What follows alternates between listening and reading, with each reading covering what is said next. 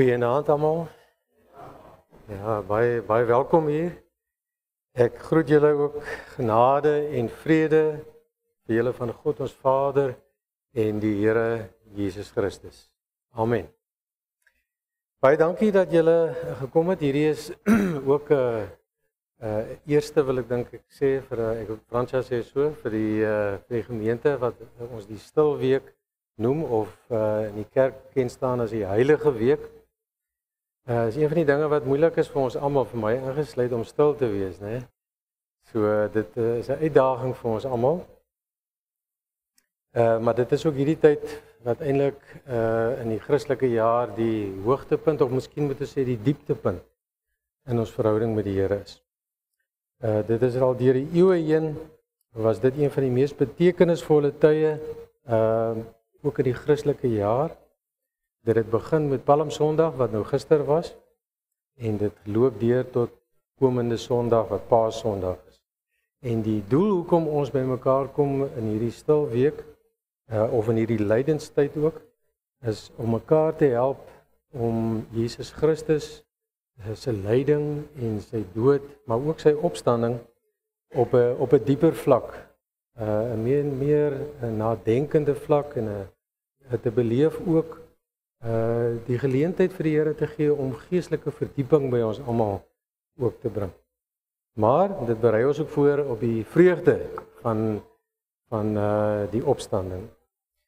Nou gister se Palmsondag het ons daaroor gelees hoe Jesus ingekom het op 'n donkie in Jerusalem in palmtakke. Dit was die begin van sy lydenspad gewees. Maandag tot Woensdag gaan ons meer stilte en gebed en refleksie gebruik oor dit wat Jesus vir ons geleer het en sy dade in hierdie week voor hy ook aan die kruis gesterf het. Donderdag herdenk ons die laaste nagmaal. Dis ook waar die skillery van die laaste avondmaal eintlik sy neerslag gevind het. En dit is hier waar Jesus dan ook die nagmaal ingestel het. En wat hy die gebod van liefde gegee het, waar hy gesê het, ek gee julle 'n nuwe gebod, julle moet mekaar lief hê. Dis 'n nuwe gebod, dis nie die eerste keer nie, ons lees al in die Ou Testament ook enkele plekke, dat mense mekaar moet lief hê, maar op 'n nuwe manier, en die manier is, soos ek julle lief gehad het, moet julle mekaar lief hê. Dit sê hy is die merkteken van die kerk, van gelowiges. En dan Goeie Vrydag word ons herinner aan die kruisiging van ons Heer, aan die kruis, of die sterf van hom aan die kruis, die dag van rou, van nadenke, vir die opoffering wat hy vir ons ook gemaak het. En dan Saterdag is 'n stil Saterdag, word dit genoem, waar ons in stilte wag, ook op die vreugde van sy opstanding. En die stilte simboliseer dan ook sy liggaam wat rus in die graf. En dan Paasondag is dit dan die hoogtepunt van die Lydensweek, dan vier ons Jesus se opstanding, oor die dood en ook oor die sonde. Kom ons bid saam.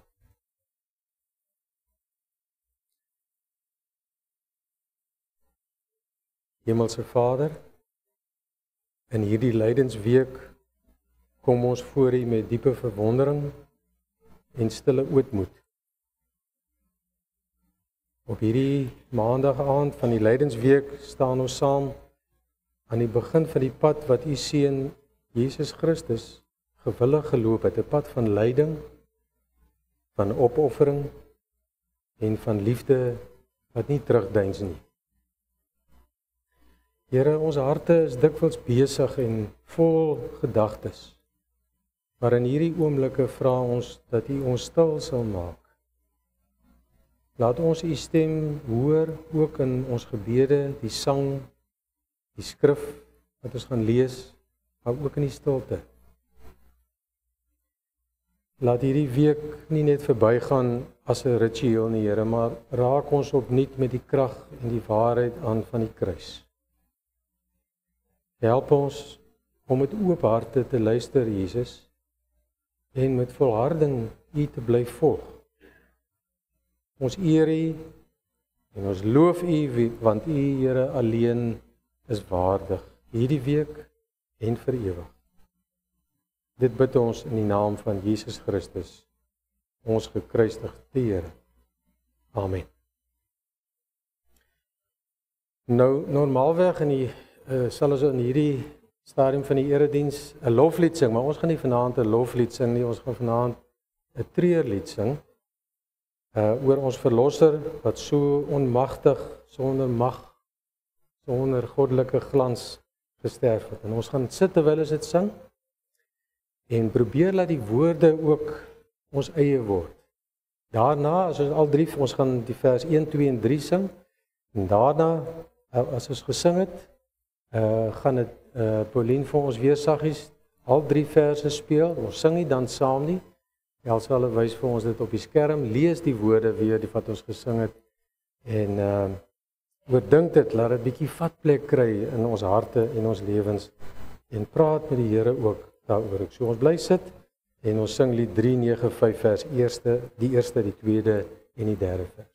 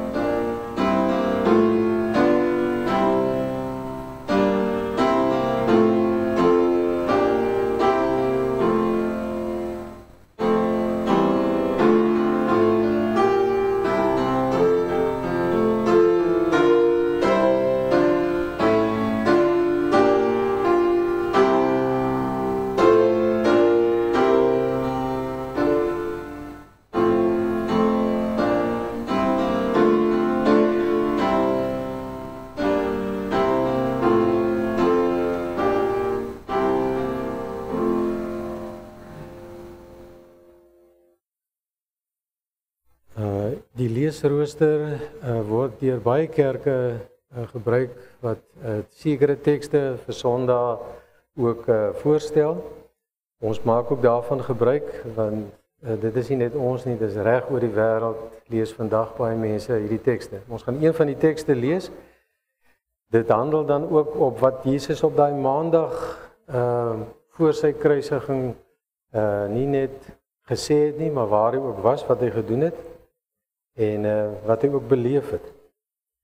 Gewoonlik is dit ook so dat iemand wat weet, en Jesus het geweet dat hy nog maar net 5 dae oor om te leef, om sy roeping, sy bediening te voltooi, dat 'n mens dan eintlik die heel belangrikste goed wil vas lê by jou volgelinge. So die woorde wat ons lees in die gedeelte kort voor die kruisiging is seker van die belangrikstes as 'n mens nou 'n uitsondering kan maak. Ons lees die gedeelte uit Markus 11 vanaf vers 20 tot vers 25. Ons lees uit die 2020 vertaling. Toe hulle vroegoggend daar verbygaan, het hulle die vyeboom gesien. Dis nou Jesus en die disippels, verdor tot in sy wortels. Petrus het onthou en sê vir hom, Rabbi, kyk, die vyeboom wat u vervloek het, is verdor. Jesus antwoord hulle toe, julle moet geloof in God hê.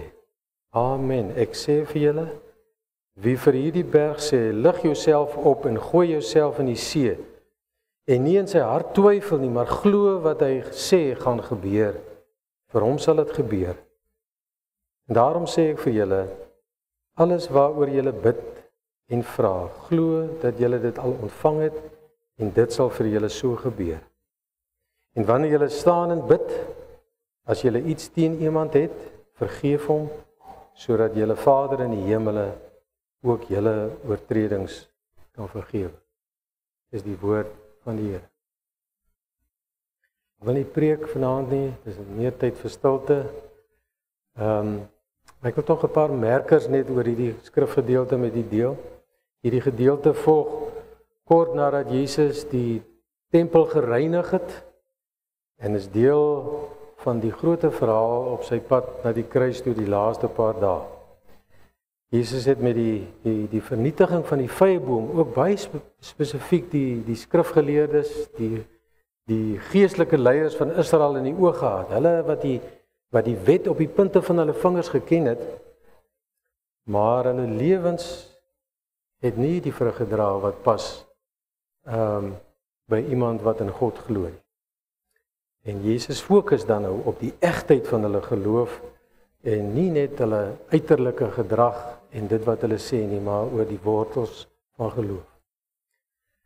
Petrus verstaan dit ook nog nie. Petrus het gister saamgestap en gesien hoe Jesus die vyeboom vervloek het en nou sê, kyk hierso, hy is nou mors dood. Hy verstaan eintlik nie wat Jesus vir hom wil sê en hy mis die punt dat dit eintlik bedoel is om te sê dat 'n mens 'n lewende en 'n volledige egte geloof in God moet hê, ook 'n vertrouensverhouding met hom moet lewe. En dan die metafoor van die berg wat in die see gewerp word, dit is 'n Joodse idiomatiese uitdrukking wat eintlik sê dat iets wat eintlik onmoontlik is, kan gebeur. En dit wil Jesus dan ook vir sy disippels leer dat hulle sonder twyfel moet bid. Nie twyfel of nie sekerheid oor dat dit wat hulle vra noodwendig gaan gebeur nie, maar sonder twyfel in God, waarvan die wortels in 'n vertrouensverhouding met hom moet leer en leef. En dat dit weer 'n nuwe gebed, 'n nuwe venster oopmaak, sodat ons ook later kan lees dat die krag van gebed groot is in Christene se lewe, in ooreenstemming met God se wil, met sy karakter. En as dit so verstaan, dan is dit so dat gebed 'n baie groot krag in mense se lewens kan speel. En dan sluit hierdie gedeelte af, Jesus verbind dan ook gebed met vergifnis. Ware geloof sluit nie net vertroue in God in nie, maar ook 'n bereidheid om ander mense te vergewe. Die teenwoordigheid van bitterheid en onvergewensgesindheid belemmer ook ons gebedsverhouding met God. En so leer Jesus ons ook mos bid in die Onse Vader. Ons gaan nou net nadink, luister, moenie ongemaklik raak as dit dalk vir jou te lank voel nie. Ons sal daarom nie onnodig lank besig wees nie. Maar kan ek vra dat ons oë ook toemaak terwyl ons dit doen, om beter te kan fokus ook op wat ons die Here wil toelaat om in ons lewens ook vanaand vir ons te kom doen. Ek wil vra dat jy so eerlik as moontlik met jouself sal wees en vir jouself afvra, dra my geloof sigbare vrug? Is my verhouding met die Here net bolangs of is dit diep gewortel? gee die Gees kans om jou daaroor te ontmoet. Praat met hom daaroor, moenie gespanne wees as daar niks in jou gedagtes kom of jy niks beleef nie. Wees net oop vir sy Gees en ontspan. Ek gee geleentheid vir refleksie en om saam met die Here net in stilte deur te bring.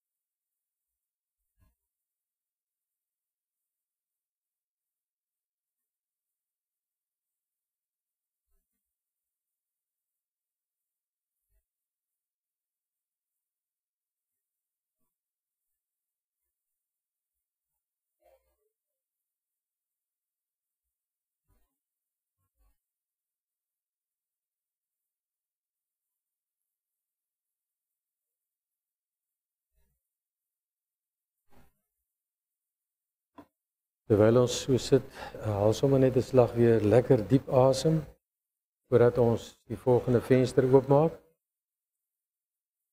Sukkel jy dalk met gebed in jou eie lewe? Voel dit soms vir jou as jy bid of dit leë woorde is of vergeet jy soms wat jy gebid het? Is daar dalk ander dinge wat jou meer vertroue gee as om in gebed dinge na die Here te bring? Ek wil vra dat ons ook hierdie saak na die Here in stilte bring om God te vertrou, nie my begeerte nie, maar God, selfs as dinge ook onmoontlik lyk. As jy 'n tyd vir stil wees en refleksie.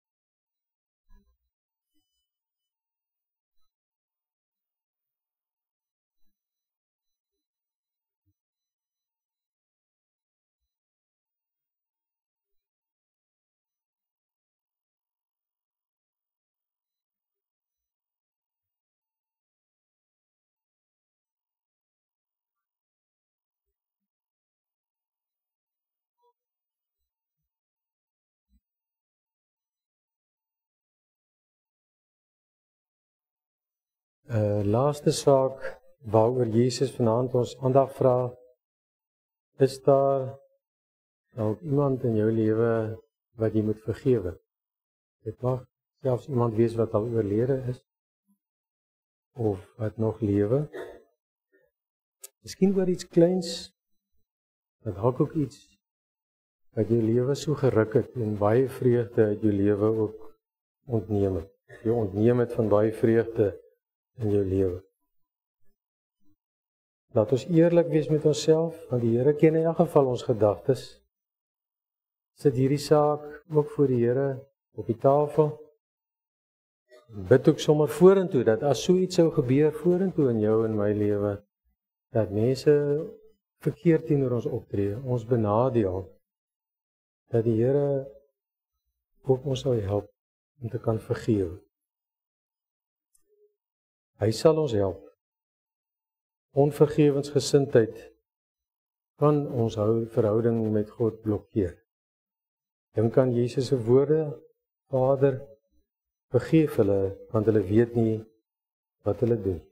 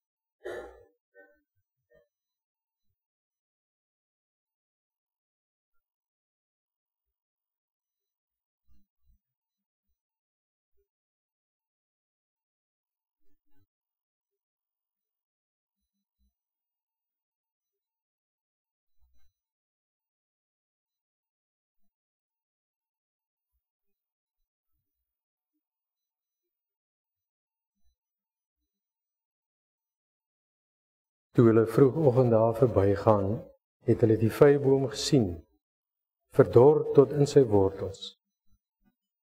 Petrus het onthou en sê vir hom: Rabbi, kyk, die vyeboom wat u vervloek het, is verdor. Jesus antwoord hulle toe: Julle moet geloof in God hê. Amen. Ek sê vir julle, wie vir hierdie berg sê, lig jouself op en gooi jouself in die see, en nie in sy hart twyfel nie, maar glo dat wat hy sê gaan gebeur, vir hom sal dit gebeur. Daarom sê ek vir julle, alles waaroor julle bid en vra, glo dat julle dit al ontvang het, en dit sal vir julle so gebeur. En wanneer julle staan en bid, as julle iets teen iemand het, vergeef hom, sodat julle Vader in die hemel julle ook julle oortredings kan vergewe. Here Jesus, leer ons om te glo soos U vra, sonder twyfel, met vertroue in U krag en U goedheid. Here, reinig ons harte van elke vorm van ongeloof en help ons om opreg te bid. Gee ons die moed om te vergewe soos U vergewe het, sodat ons vry en rein voor U kan staan. Laat ons lewens vrug dra, gewortel in U, tot U eer. Amen.